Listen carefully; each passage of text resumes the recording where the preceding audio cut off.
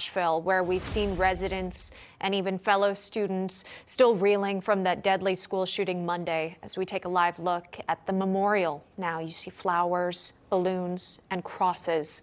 3 students, 3 staff members shot dead, a terrifying scene unfolding for students and parents all across the country. Yeah, and those crosses there have been a figure point of a lot of different mass shootings that we have seen all over the United States, and we're seeing them now in Nashville as well. Comparisons are being made to Uvalde happening nearly a year ago, where 21 people were killed that day. Jonathan Gilliam is a retired Navy SEAL and retired FBI agent. Jessie Duff is a retired U.S. Marine Corps member. So, Jonathan, I want to start with you. Based on your law enforcement experience, is there a comparison being made between this shooting and the one in Uvalde, Texas last year? I think we can actually compare Columbine with Uvalde and with this attack here, because we can see where the evolution of the criminal started, which it really, these school shootings kind of began around the time of the Columbine attack, and law enforcement evolved, the active shooter training evolved, but somewhere along the way, as we've seen in Uvalde and several other shootings, not necessarily school shootings, but with Pulse nightclub and some other venues, is that the response of all law enforcement did not evolve.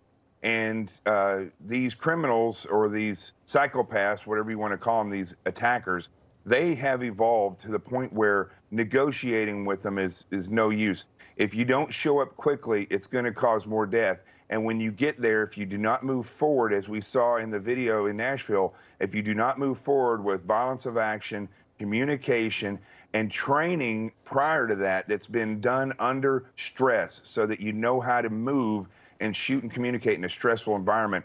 If those things are not done, then we're no better off than we were when Columbine occurred. But what we saw yesterday was, I think, the pinnacle of what can be done, although the response times, a lot of people think I'm criticizing the police. I'm not. I'm criticizing the system. Our response times have gone from 90 seconds to an active shooter to getting to the scene to now 14 minutes, 30 minutes in some cases. And that's just unacceptable. It has to be as fast as possible to get there and then assault the target, which these individuals did, and didn't happen in Uvalde.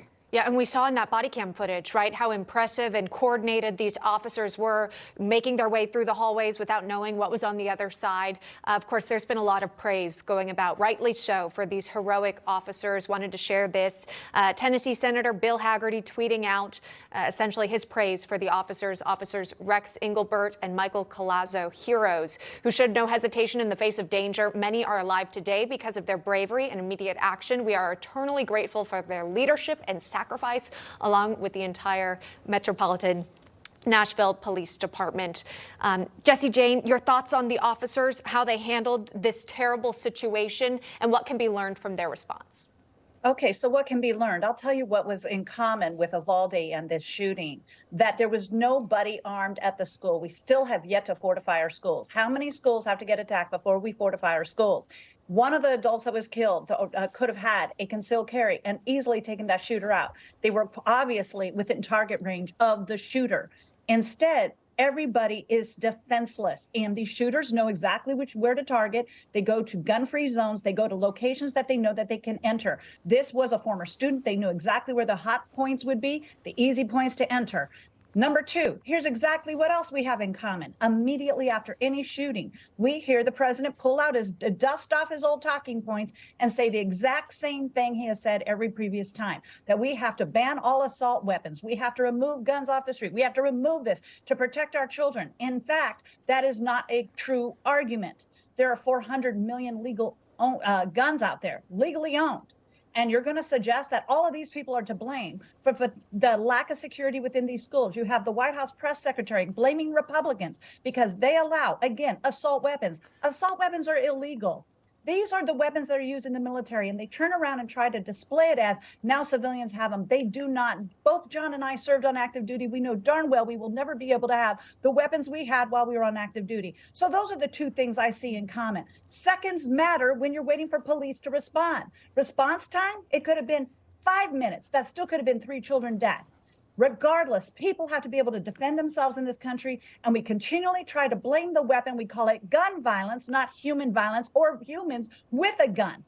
It's just mind-boggling to me that the left just presses on with their narrative and refuses to fortify and protect these children, and they blame the right every single time. Jonathan, I want to ask one question. We're running out of time, but I want to ask this one because what has been raised about, we did see that there were social media messages sent to alert that this person was in distress and that there was something that was bad that was going to happen.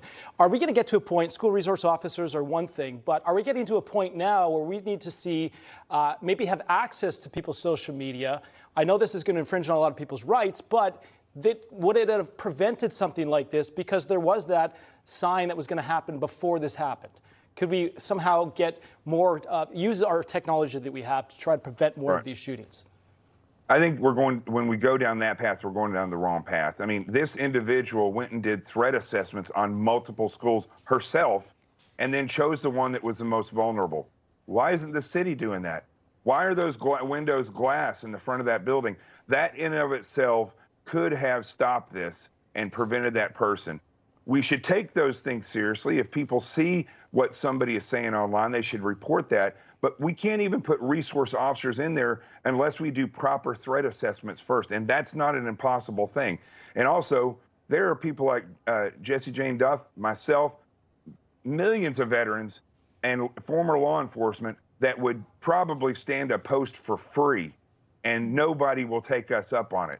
And I think that's just ridiculous. The answers are there to stop this stuff from happening. And it doesn't have anything to do with the Second Amendment. It has to do with the citizenry that takes part in the problem and an administration and politicians who stop using issues like this to get reelected and actually solve this problem. They want to use something else that, to get reelected, whatever. That's what politicians do.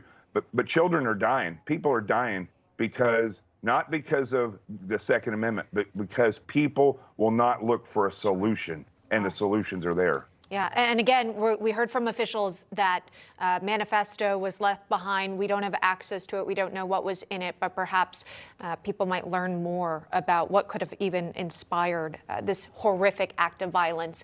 Jessie Jane Duff, Jonathan Gilliam, thanks so much for coming on. Appreciate it. Thank you. Thank you.